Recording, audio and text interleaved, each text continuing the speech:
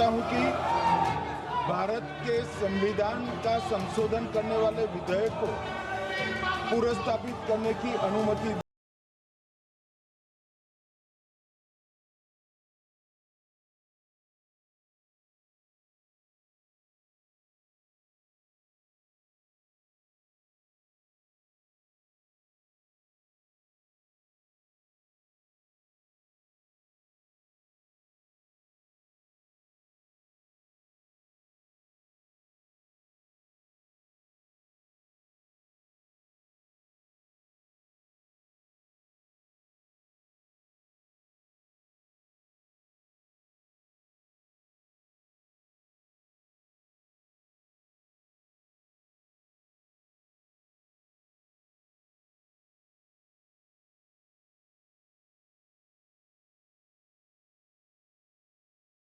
कबूल है, आरोपों का ज्वार है, हर कदम पर तकरार है, राजनीति ढूंढ रही है रास्ते, सब सच्चे हैं, सब अच्छे हैं, पर अपने अपने वास्ते। मॉनसून सत्र सर फुटबल में धुल गया।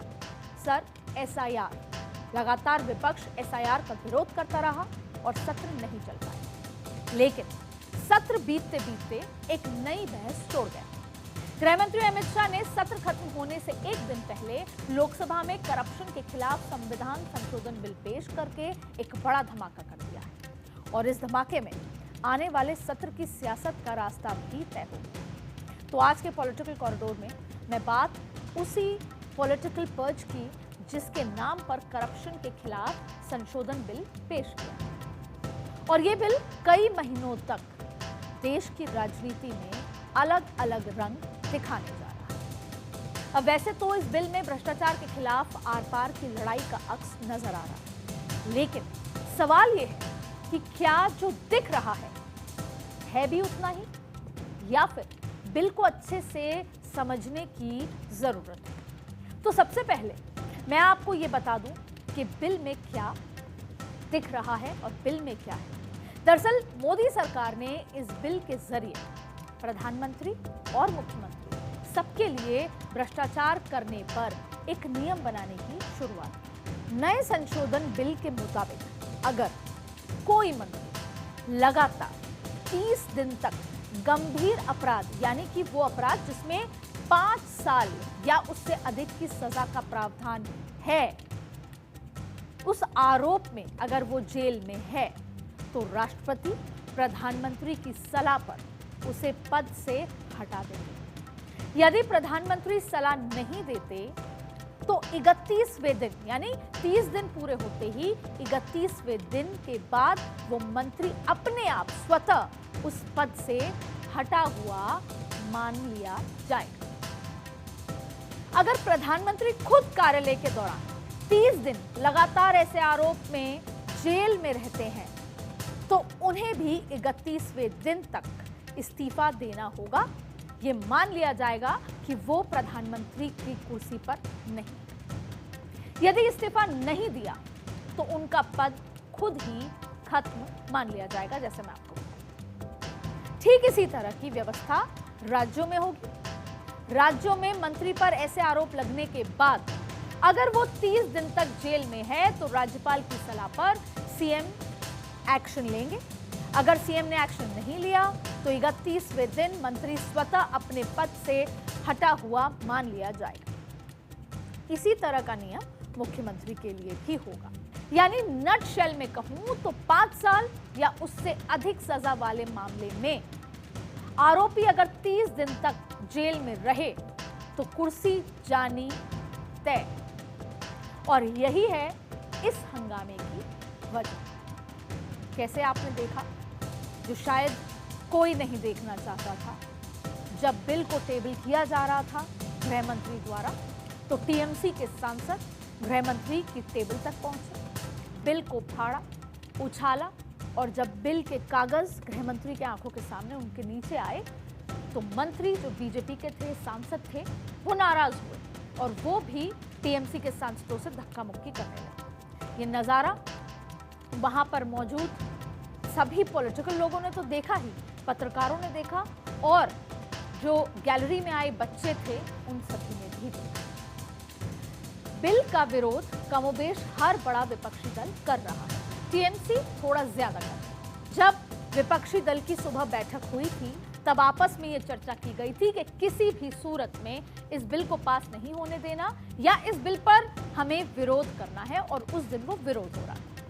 Congress, Samajwadi party, DMK, RJD, TMC और लेफ्ट पार्टियों का तर्क है कि दरअसल इस रास्ते सरकार विरोधियों को रास्ते से हटाने की तैयारी कर रही है और इसे असंवैधानिक बताया जा रहा है। विपक्ष की दलील है कि ये बिल संविधान के मूल ढांचे के खिलाफ है। इस बिल में सरकार चोरी का इंतजाम है।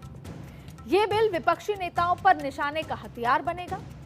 इस बिल के जरिए विपक्षी नेताओं पर झूठे आरोप लगाकर उन्हें फंसाया जाएगा, और सबसे बड़ा विरोध ये है कि जब तक आरोप साबित नहीं होते तब तक किसी को सजा कैसे दी जा सकती है। ये जो बताया गया, ये विपक्ष लगातार इस वजह से विरोध कर रहे हैं। हालांकि बिल पेश करते समय गृह मंत्री अमित शाह ने यह स्पष्ट तौर पर कहा कि अगर आरोपी मंत्री कोर्ट से स्टे ले आएगा तो उसकी कुर्सी बरकरार रहेगी।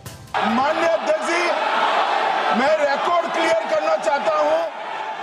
मुझ पर झूठे आरोप लगाए तब अरेस्ट होने के पहले मैंने नैतिकता के मूल्यों का हवाला देकर इस्तीफा भी दिया, और जब तक मैं कोर्ट से निर्देश नहीं हुआ कोई संविधान पद मैंने स्वीकार नहीं किया। ये क्या सिखाते हैं नैतिकता में? इस सियासी आरोप और प्रत्यारोप के बीच कई सवाल हैं जिनके जवाब ढूंढने बेहद जरूरी हो जाते हैं। ये तो हम सब जानते हैं कि करप्शन हमारे देश की सबसे बड़ी और सबसे पुरानी समस्या है। भ्रष्टाचार को लेकर बनी ट्रांसपेरेंसी इंटरनेशनल की रिपोर्ट के मुताबिक 2024 में भारत की वर्ल्ड रैंकिंग 96 नंबर पर, जो 2023 में 93rd नंबर पर थी। और ये हाल तब है जबकि हमारे देश में भ्रष्टाचार के खिलाफ एक नहीं कई आंदोलन हो चुके हैं। जन लोकपाल के लिए हुआ अन्ना आंदोलन की वजह तो ये यूपीए सरकार ही चली गई थी, लेकिन फिर भी हमारे देश से भ्रष्टाचार खत्म नहीं हुआ। करप्शन इंडिया छोड़ो, ये भी नारा हम सब देते आए हैं, लेकिन सच ये है कि कदम कदम पर हम सब करप्शन को कबूल कर ही लेते हैं, जाने अनजाने। कभी सुविधा शुल्क के नाम पर, कभी अपना टाइम बचाने के नाम पर, और कभी किसी और बहाने से। और ऐसा ही कुछ इस बार भी दिख रहा है। हमारे देश में ऐसा एक नहीं कई उदाहरण आपको देखने को मिलेंगे जब करप्शन के आरोप के बाद नेताओं ने कुर्सी छोड़ दी, लेकिन ऐसे भी कई मौके मिलेंगे जब करप्शन के आरोप को राजनीतिक साजिश बताकर कुर्सी पर कब्जा जारी रहा और सरकार जेल से चली। कानून के घेरे में आने के बाद इस्तीफा देने वालों में गृह मंत्री अमित शाह का भी नाम है। और आपको याद होगा कि जिस समय गृह मंत्री अमित शाह ने यह बिल टेबल किया, केसी वेणुगोपाल ने यह सवाल उठाया, तब अमित शाह खड़े होकर बोले कि जब पहली बार मेरे पास समन आया था तो मैंने इस्तीफा दिया, और जब तक मुझे बरी नहीं किया गया पूरी तरीके से तब तक मैंने पब्लिक ऑफिस ज्वाइन नहीं किया, मैंने कोई संवैधानिक पद नहीं लिया। ये उन्होंने केसी वेणुगोपाल के आरोपों के जवाब में कहा। तब वो गुजरात सरकार में मंत्री थे। वहीं हेमंत सोरेन, जयललिता, उसके अलावा लालू प्रसाद यादव, लालकृष्ण आडवाणी और शरद यादव ने भी ऐसे आरोप लगने पर कुर्सी छोड़ दी थी। लेकिन कुछ ऐसे उदाहरण हैं जिन्होंने नहीं छोड़ी। अरविंद केजरीवाल, सत्येंद्र जैन ने खुद पर लगे आरोपों को राजनीतिक बताकर इस्तीफा देने से इनकार कर दिया। सत्येंद्र जैन, आपको याद होगा, कितने लंबे समय तक जेल में रहे। दिल्ली सरकार में मंत्री रहे सत्येंद्र जैन गिरफ्तारी के बाद 273 दिन तक कुर्सी पर बने रहे। फिर अरविंद केजरीवाल ने भी सीएम पद 180 दिन बाद छोड़ा, वो भी जेल से रिहा होने के बाद, जब ये कहा गया कि ना वो कोई साइन कर सकते हैं सरकारी फाइल्स पर, ना वो अपने सरकारी दफ्तर में जा सकते हैं। जबकि तमिलनाडु सरकार में मंत्री सेंथिल बालाजी ने तो 8 महीने बाद भी इस्तीफा नहीं दिया था। तो वहीं स्टैलिन सरकार में ही मंत्री के पौनमुडी जेल में 3 साल तक रहने के बाद भी इस्तीफा देने से कतराते रहे। अब जब हमने जांच पड़ताल की कि ये बिल का आइडिया कब आया, तो सूत्रों ने यही बताया कि मोदी सरकार ने अरविंद केजरीवाल प्रकरण के बाद ही इस तरह का बिल लाने का मूड बना लिया था। लेकिन अगर उस समय ऐसा कोई बिल आता तो शायद केंद्र सरकार पर केजरीवाल एंड कंपनी को टारगेट करने का आरोप लगता, और फिर उसके बाद दिल्ली के चुनाव आ गए तो बिल कुछ दिन तक के लिए टल गया, और इसीलिए सरकार ने बिहार चुनाव से पहले इस बिल का सियासी बम फोड़ दिया, जिसका विरोध करना करप्शन के खिलाफ लड़ाई को कमजोर करने की तरह देखा जा सकता है। पर इस बिल पर बवाल के बीच कुछ सवाल हैं। हम उन सवालों पर आएंगे, लेकिन उससे पहले ये बिल कॉन्स्टिट्यूशनल अमेंडमेंट है। जब कॉन्स्टिट्यूशनल अमेंडमेंट होता है तो 2/3 बहुमत की जरूरत होती है। अब आप देखिए कि सरकार ये बिल लेकर आई है, इस पर विरोध आपके सामने है, और अब इसे जेपीसी में भेज दिया गया है, जिसमें 21 लोकसभा के सांसद और 10 राज्यसभा के सांसद जाएंगे। जेपीसी इसलिए होती है कि एक विस्तार से इस पर चर्चा की जा सके और सभी लोग अपनी अपनी राय उस पर रख सकें, और बाद में उसकी रिपोर्ट तैयार होती है और फिर उसे लोकसभा स्पीकर को सौंपा जाता है। फिर वो बिल के रूप में कुछ अमेंडमेंट्स के साथ आता है। सबसे महत्वपूर्ण बात सरकार के लिहाज से है कि इसमें 2/3 बहुमत की जरूरत है, यानी जब तक विपक्ष का सपोर्ट नहीं होगा तब तक ये बिल पारित नहीं होगा। लेकिन जैसा मैंने अभी आपको कहा कि ये इस बिल का विरोध करना करप्शन के खिलाफ लड़ाई को कमजोर करने की तरह देखा जा रहा है, तो अब विपक्ष क्या करे? पहला, अगर विपक्ष विरोध करता है तो उसे ये कहना होगा कि हमें कोई गुरेज नहीं अगर कोई मंत्री या मुख्यमंत्री जेल से सरकार चलाए तो। और ऐसे में बीजेपी का, एनडीए सरकार का सीधा सीधा फायदा होगा कि इंडिया गठबंधन या विपक्ष करप्शन को बढ़ावा देगा, और अगर इसका समर्थन होता है और ये बिल पास होता है तो जाहिर तौर पे विपक्ष इससे तिल मिलाएगा।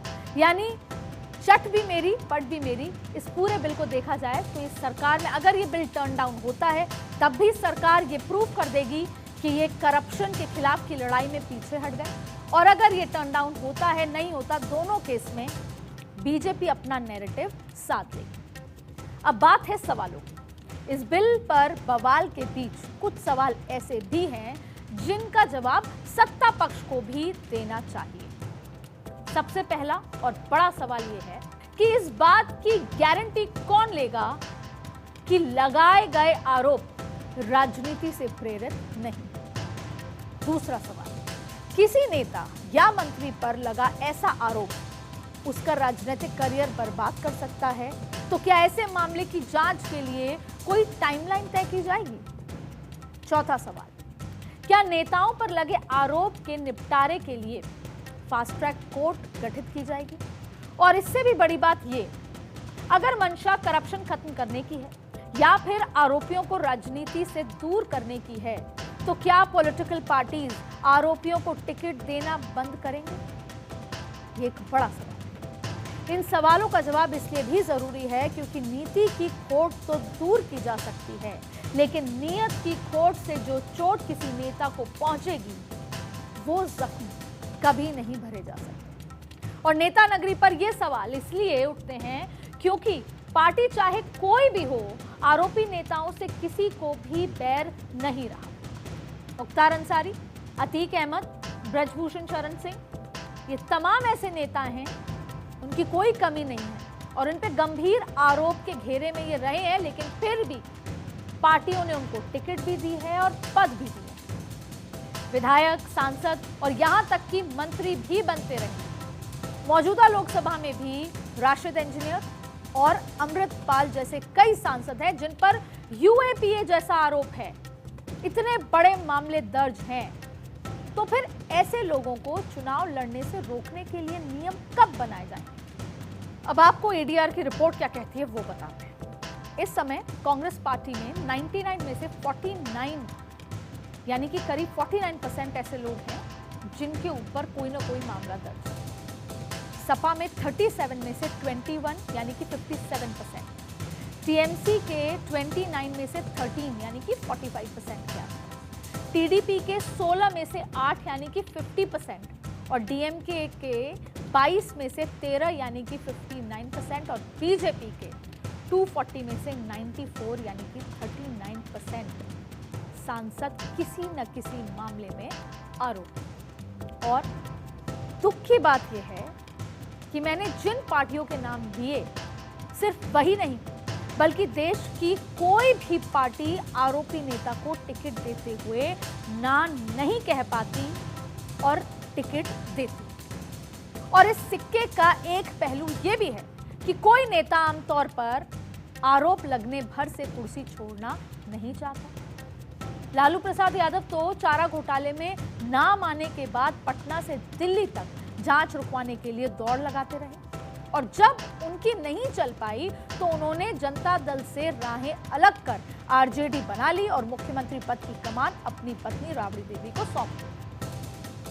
और जब तक कि उन्हें सजा नहीं मिल गई, बेशक वो मुख्यमंत्री नहीं रहे, लेकिन सांसद बनकर यूपीए सरकार में रेल मंत्री भी रहे और देश की राजनीति की दिशा भी तय करते रहे। तो क्या यह जरूरी नहीं कि नेता मंत्री पर लगने वाले आरोपों का निपटारा जल्द हो, ताकि अगर वो दोषी हो तो राजनीति से अलग हो जाए और अगर निर्दोष हो तो फिर बेदाग साबित होकर दोबारा राजनीति में जा सके। जहां तक सवाल इस बिल का है तो मुझे लगता है कि ये पॉलिटिक्स ऑफ परसेप्शन, क्योंकि मोदी सरकार अच्छे से जानती है कि बिल पास कराना उसके लिए आसान नहीं। बिल पास कराने के लिए 2/3 बहुमत चाहिए, इसके बाद ही इसे राष्ट्रपति के दस्तावेज के लिए भेजा जा सकता है और अभी 542 सदस्यों वाली लोकसभा में सत्ता पक्ष के पास 293, एनडीए के 293 सांसद हैं, जबकि 2/3 बहुमत के लिए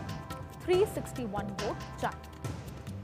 अगर न्यूट्रल पार्टी भी समर्थन कर देती है तो बहुमत का आंकड़ा जुटा पाना सरकार के लिए आसान नहीं। इसी तरह से राज्यसभा में अभी 239 सांसद हैं और 2/3 समर्थन के लिए सरकार को 160 वोट चाहिए, जबकि एनडीए के पास मात्र 132 वोट हैं और बहुमत तो दूर की कौड़ी है।